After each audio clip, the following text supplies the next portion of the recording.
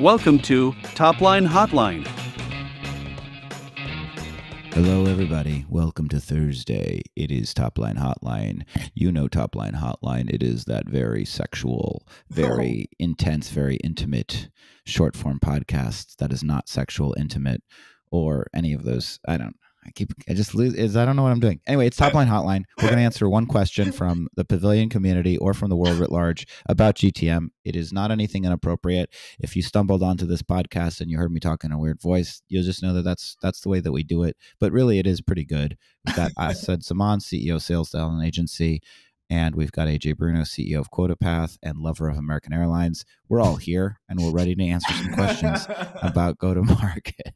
It's Thoughtful Thursday. I love Thoughtful Thursday. Thoughtful Thursday. Awesome. AJ's going to read us in next time. All right. Yeah. So, okay. So we have a question again. Pavilion Slack is it's such a beautiful place.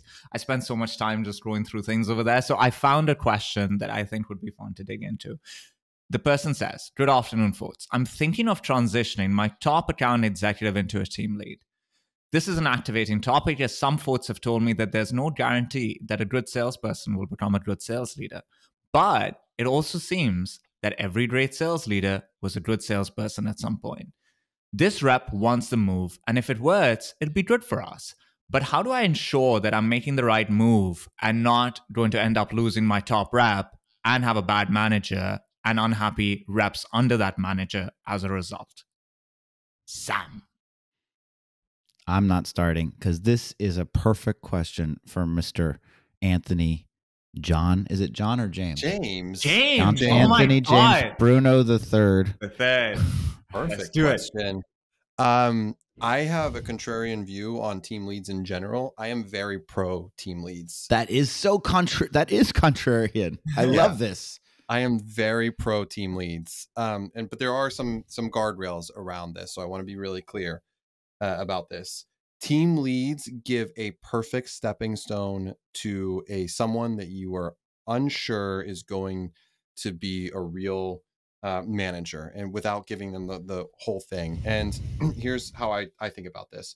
First off, you have to give the timeline guardrails. You have to be very clear.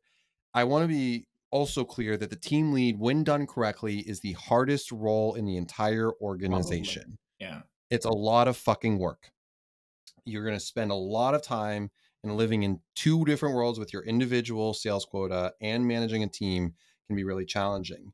It's perfect if you have smaller. So two ways that I think about team lead construct is: one, smaller teams, no more than 4 reps, but I would say 3 reps in a team lead, or 2, as a second in command on a larger team, a team of like 8 or 9, and having a team lead, and you're giving them some level. You have some level of a 2 in a box, yes, but it's for this exact reason that I love the team lead, and every investor, every person I've ever talked to has set it up. But I did run a team lead path very successfully with multiple teams, with multiple managers getting promoted and eventually getting promoted. Now, there were some failure points. There were some folks that said, you know what, this isn't a good fit, and they went back to their senior AE role. There were some that just left the organization overall because they couldn't cut it. I love the team lead role. Fuck everyone that doesn't love the team lead role. Love that. That's so good. Sam, what do you think? I'm one of AJ just swore at me. He literally said, "Fuck everybody that doesn't love the team lead role," and I don't love the team lead role. I think AJ described the framework. I think what's necessary. I fundamentally, honestly, my instinct is to side with AJ. Why is that? Because what's the alternative? Everybody's like, you take your top rep off the floor and you make him a manager, and oftentimes, your top rep doesn't want to be a manager. Okay, well, if they don't want to be a manager, that's different. But if they do want to be a manager and they do want the opportunity, I don't understand what the alternative is. What's the alternative? That you take your worst performing rep and you make them a manager, and somehow they're going to be it? The problem is it's hard to be a great manager, but you do have to select from a filtered group. And I would assume that the filtered group is the people that are best individual contributors at their job. Is it true that there's not perfect correlation between being great as an individual contributor and being great as a manager? Of course. That's why it's a smaller subset, subset. But I just don't know of a different way to do it. Of like, I'm going to pick this loser that nobody respects or likes, that's only doing 60% attainment. I'm going to make them the boss of everybody. Yeah, you can't I don't understand how that's possibly going to work. So yeah, there's going to be some failures, but I just don't know of a different way to do it. I think generally speaking, the reason people don't like team leads is because it stretches people. It sort of is betwixt and between. It doesn't force you to make a convicted decision. The convicted decision would be, you are the manager. I am stripping you of your quota. Your quota is now the aggregate of the team quota, less some, or plus some or less some or whatever. And so it's really, really hard for people to manage their own book of business while sharing best practices and running trainings with other people. And at the same time, yeah, being great's really, really hard. I don't know what to tell you. Yeah, it's not for everybody. Maybe you're not as good as you think. Why don't you step up? Why don't you go work at Trava, where they work 50 million hours a week? But it's best place on earth. Anyway, so that's all to say that, like, I don't know of an alternative. I'm one of those people that's like, team leads suck because you're pulling someone in two different directions and you're not committing. But what's a better way to test a possible manager than to force them to do something really hard and see if they step up? 100%. I'm going with the narrative that I flipped Sam on this call to loving team leads. That's what I'm telling the story of myself on this call. Well, fair enough. AJ, question on that. So I agree with AJ on this. And Sam, your point of view is correct as well. Like, it's the best way to test. It's not perfect, but look, let's not let perfect be the enemy of good when it comes to this type of a thing. And it's a really good way to figure out if the person has what it takes to be a good manager. AJ, is there like a amount of time where you can leave a person as a team lead? Like, let's say businesses were growing at these rapid rates before, so there was a speed at which we could promote and move people through our org. That's naturally slowed down right now. There's just less spots available for all sorts of things, meaning that now this team lead might have been a team lead for 6 to 9 months in a previous market, might be a team lead for 2 years now. Is that too much? How do you think about that? That's too, for it to be successful, it's going to be way too much. I mean, the 6 month is usually the barometer that I used previously, but you're right, in a high growth situation that was different. And maybe people have changed how they work and what their activities are. But then I would argue that it kind of defeats the purpose of why you set up the team lead.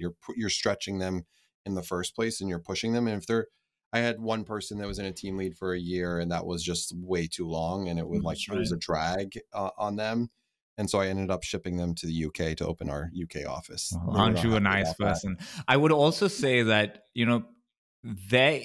they are going to be headhunted a lot, because it's just such whenever somebody comes to us for a manager role and they've got a compensation bracket that is not very exciting, that team lead is the one we go after, because they're generally not paid as well as managers. They're generally wanting to get rid of their individual quota and go be a full-time manager. And so we love to headhunt team leads away. And so don't leave them there for too long and keep an eye on the fact that they're going to be approached a lot. Just to underscore your point, Asid, like to the point of my shout out on Monday's episode, the most valuable people I'm finding in the organization are the director level, sort of like the mid-level frontline managers that also have individual contributor skill sets. Those are people that just change the trajectory of the business if 100%. You get enough of them. And I mean, this is such a good topic, because one could argue executives need to be able to have that as their asset, to be able to dig into the business when needed. Of course, that's what we've talked 100%. About that. And it's This has been Thoughtful Thursday, Topline Hotline, another great episode, frankly. If I don't say none of us swore at each other. We were all very pleasant and we loved each other. Kumbaya. And I feel like, sometimes there's rough spots in our relationship, but I feel like we're moving. We work through them in this. We do, in a public setting. People tune in. We build in public. That's what we do. We're in the arena. This is just like Teddy Roosevelt. We're hunting buffaloes over here. Thanks for listening, everybody. Give us 5 stars on iTunes or Spotify. Send in your questions. Remember that if you tell 25 friends, I'm going to send you $50,000. And you can just email me, sam@joinpavilion.com, to claim your prize. Thank you. Bye. Bye, everyone.